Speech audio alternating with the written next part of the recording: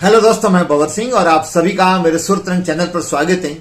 दोस्तों 18 जून 1576 में हल्दी घाटी का घमासान जो युद्ध हुआ था उसमें अकबर की सेना का नेतृत्व कर रहा था मान सिंह। तो महाराणा प्रताप की सेना का सेनापति जो था वो भी एक मुसलमान था जिसका नाम था हाकिम खां सूरी, और महाराणा प्रताप स्वयं भी उस युद्ध में भाग ले रहे थे। लेकिन दोस्तों अनेक बार ये प्रसंग आता है कि आखिरकार महाराणा प्रताप ने अपना सेनापति हाकिम खां सूरी को क्यों बनाया और हाकिम खां सूरी कौन था और उस पर इतना विश्वास कैसे किया महाराणा प्रताप ने, जबकि सामने जो सेना लड़ रही थी मुगलों की सेना थी, वो भी मुसलमान ही थे। तो कौन था हाकिम खां सूरी, आइए जानते हैं इसके बारे में रोचक कहानी। दोस्तों हाकिम खां सूरी का जीवन परिचय जानने से पहले हमको इतिहास को जानना पड़ेगा। दोस्तों 1526 में बाबर ने इब्राहिम लोदी को पानीपत के युद्ध में पराजित करके और प्रथम बार सत्ता दिल्ली पर स्थापित कर ली। लेकिन मात्र 5 साल सत्ता संभालने के बाद में बाबर की मृत्यु हो गई। बाद में उसका पुत्र हुमायूं भारत का बादशाह बना, वो भी मात्र 5 साल ही सत्ता का सुख भोग पाया था कि शेर शाह सूरी ने 1539-40 में आक्रमण करके और हुमायूं को पराजित किया। हुमायूं को पराजित करने के बाद में दिल्ली का वो बादशाह बना और हुमायूं प्राण बचा करके भाग करके और चला गया। फिर उसने जाकर के फारस के शाह के वहां शरण ली, उससे फिर बाद में मदद ली, मदद लेकर के सेना की टुकड़ी इकट्ठी की। फिर उसने अफगानिस्तान के कांधार में जाकर के फिर सत्ता स्थापित कर दी। जाते वक्त अपनी पत्नी थी, उसके डिलीवरी थी, तो उमरकोट के राजा के वहां पर वो अपने पत्नी को छोड़ के गया था, वहीं पर अकबर का जन्म हुआ। इधर दोस्तों शेर शाह सूरी भी मात्र 5 साल ही सत्ता का सुख भोग पाया और उसका भी आकस्मिक निधन हो गया। उसके बाद में कुछ समय में 2-3 पीढ़ियां उसके बेटे फिर उसके पोतों ने शासन किया और अंत में जाकर के जो सूरी वंश का जो अंतिम जो शासक था वो था सिकंदर शाह सूरी, और ये साल था 1555।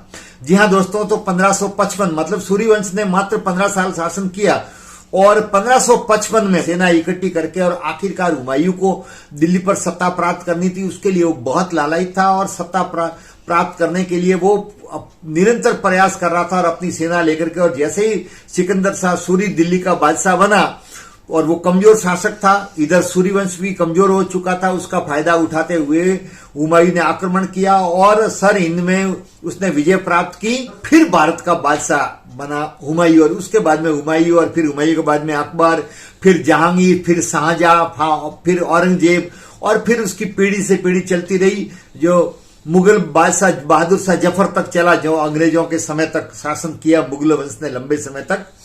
तो दोस्तों जब सूरी वंश का अंत हुआ तो दिल्ली से सत्ता से बेदखल होने के बाद में उनके वंशज थे वो अलग अलग भारत के सूबों में चले गए।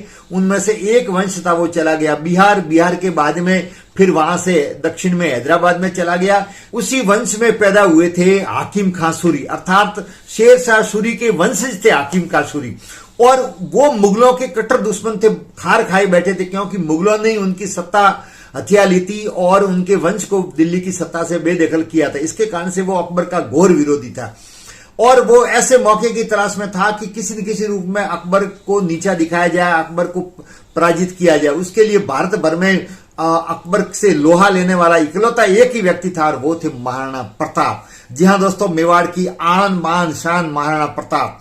तो महाराणा प्रताप की सूरवीरता को देखते हुए, उनके संघर्ष को देखते हुए और उनके व्यवहार से प्रभावित होकर के हाकिम खान ने निश्चय किया कि मैं मेवाड़ जाऊंगा और महाराणा प्रताप की तरफ से लड़ूंगा और अकबर को पराजित करूंगा। वो लगभग 800-900 सिपाहियों के साथ में एक छोटी सी अपनी टुकड़ी लेकर के और बिना बुलाए मेवाड़ आया। आने के बाद में उसने महाराणा प्रताप से भेंट की।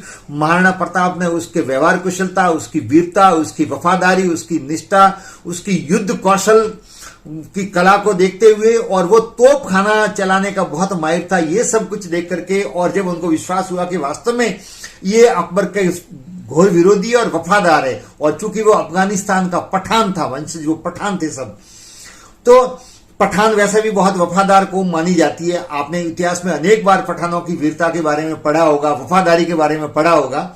तो फिर अपना वहां पर उसको सेनापति बनाया और जब 18 जून 1576 में जब हल्दी घाटी में युद्ध हुआ अकबर की सेना के साथ में, तो उस युद्ध का सेनापति बनाया महाराणा प्रताप ने हाकिम खां सूरी को। और दोस्तों वो हरावल जो अग्रिम पंक्ति में लड़ते हैं योद्धा, उनको हरावल बोला जाता है। जो उस अरावल दस्ते में जो मेवाड़ में चुंडावत हैं वो अरावल में लड़ते हैं, तो उसके सबसे आगे जो पंक्ति में लड़ा वो सेनापति के रूप में हाकिम खां सूरी था। दोनों सेनाओं के बीच में घमासान युद्ध हुआ। उस युद्ध में ही लड़ते हुए वीरता के साथ में अनेक मुगलों को मौत के घाट उतारने के बाद में आखिरकार हाकिम खां सूरी भी 18 जून 1576 को वीर गति को प्राप्त हुए और हल्दी घाटी के जो दर्रा है वहीं पर उनको दफनाया गया। वहीं उनकी मजार बनी हुई है जो आप देख रहे हैं, वहीं उनकी मजार बनी हुई है। उस मजार में कहते हैं उनको उनकी तलवार के साथ ही सुपुर्दे खाक किया गया। और आज इतिहास में जब महाराणा प्रताप को हम याद करते हैं तो हाकिम खां सूरी की वफादारी को, उनकी वीरता को, उनके साहस को और उनकी निष्ठा को याद करते हैं। और हिंदू मुस्लिम एकता के प्रतीक के रूप में उनके मजार पर हिंदू भी जाते हैं और मुसलमान भी जाते हैं और बहुत श्रद्धा पूर्वक हाकिम खां सूरी को भी याद करते हैं। तो दोस्तों, हाकिम खां सूरी जो शेर शाह सूरी का वंशज था, जो मुगलों से सख्त नाराज था और उसी के कारण से महाराणा प्रताप के साथ में जुड़ा और महाराणा प्रताप की शूरवीरता, उनके संघर्ष और उनकी देशभक्ति से वो बहुत प्रभावित था। तो हाकिम खां सूरी के बारे में मैंने आपको ये परिचय दिया। आपको ये ऐतिहासिक जानकारी कैसी लगी? आपके कमेंट्स का इंतजार रहेगा। वीडियो अच्छा लगा हो तो शेयर करें, चैनल को सब्सक्राइब नहीं किया हो तो चैनल को सब्सक्राइब करें। वीडियो देखने के लिए आप सभी का बहुत बहुत धन्यवाद। जय हिंद।